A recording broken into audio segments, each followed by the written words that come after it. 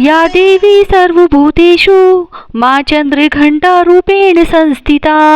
नमस्तस्यै नमस्तस्यै नमस्तस्यै नमो नमः। यह मां चंद्रघंटा का स्तुति मंत्र है। मैं गरिमा अग्रवाल आप सभी का वंदन करती हूँ, अभिनंदन करती हूँ।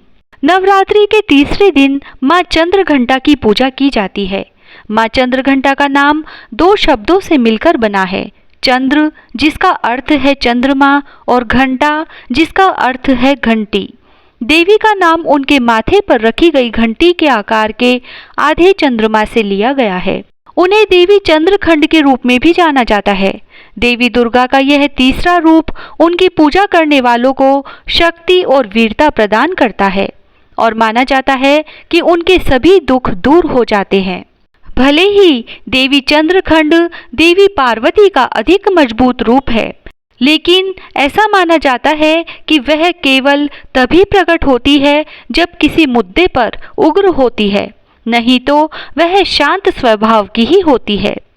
देवी चंद्रघंटा सिंह की सवारी करती है और उनका शरीर सोने की तरह चमकीला होता है। उनकी 10 भुजाएं हैं, जहां 4 बाईं भुजाओं में एक त्रिशूल, तलवार और एक कमंडल है, जबकि 5वीं भुजा एक मुद्रा बनाती है। दाहिनी और अन्य भुजाओं में कमल, तीर, धनुष और एक जपमाला है। अस्त्र शस्त्रों के साथ देवी दुर्गा का यह रूप युद्ध के समय प्रकट होता है। अब हम जानते हैं कि देवी चंद्रघंटा कौन है। देवी दुर्गा ने देवी चंद्रघंटा का यह रूप असुरों को हराने और दुनिया के नकारात्मक प्रभाव को खत्म करने के लिए लिया था। असुरों को हराकर देवी दुर्गा ने असुरों की निरंतर यातना से देवताओं को राहत दी। देवी चंद्रघंटा को देवी पार्वती के विवाहित रूप में भी जाना जाता है। जैसे ही देवी पार्वती का भगवान शिव से विवाह हुआ, उन्होंने अपने माथे पर चंद्रमा रखा और देवी चंद्रघंटा के रूप में जानी गई। जैसा कि वह शेर की सवारी करती है, माना जाता है कि उन्होंने युद्ध के लिए आक्रामक रूप ले लिया है। वह अपनी बाहों में कमल, हथियार और कमंडल लिए हुए है। और क्या आप जानते हैं देवी चंद्रघंटा की पूजा का क्या महत्व है? माता चंद्रघंटा की पूजा करते समय लोग आमतौर पर अपने सभी डर से छुटकारा पा लेते हैं और ताकत की भावना में वृद्धि का अनुभव करते हैं। उनके पास कई हथियारों के साथ 10 भुजाएं हैं, जो देवी पार्वती के चरम संस्करण का प्रतिनिधित्व करती है। शेर की सवारी करते हुए वह हमेशा युद्ध के मैदान में प्रवेश करने के लिए तैयार रहती है।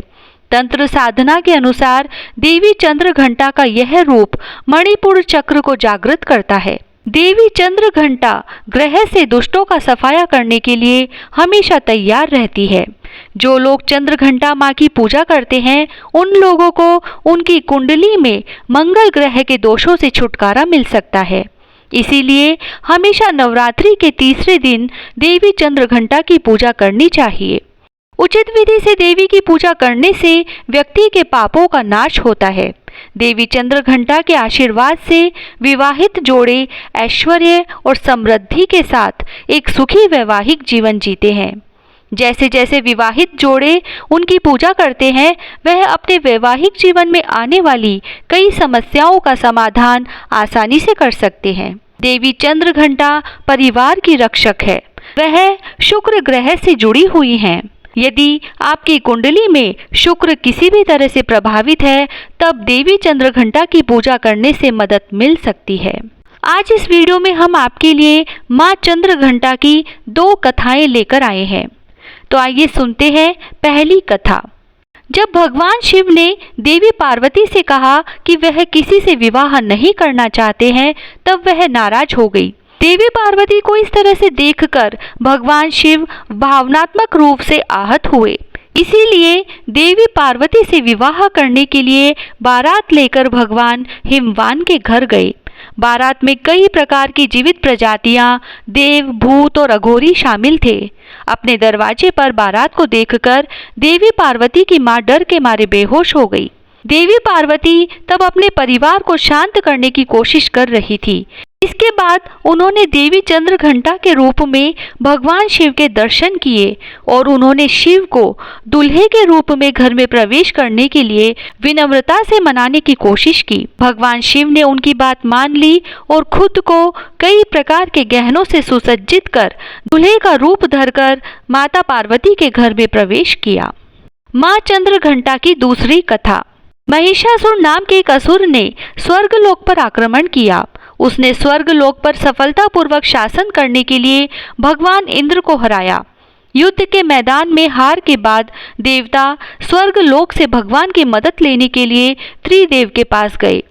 उन्होंने त्रिदेव को महिषासुर के बारे में बताया कि वह स्वर्गलोक पर शासन करने के लिए भगवान इंद्र, सूर्य, वायु, अन्य लोगों को हरा चुका है। वह स्वर्गलोक में अन्य भगवानों पर अत्याचार कर रहा है। पूरी स्थिति सुनकर त्रिदेव क्रोधित हो गए और जैसे ही उन्होंने अपना क्रोध व्यक्त किया, उनके मुंह से तीव्र ऊर्जा निकल गई।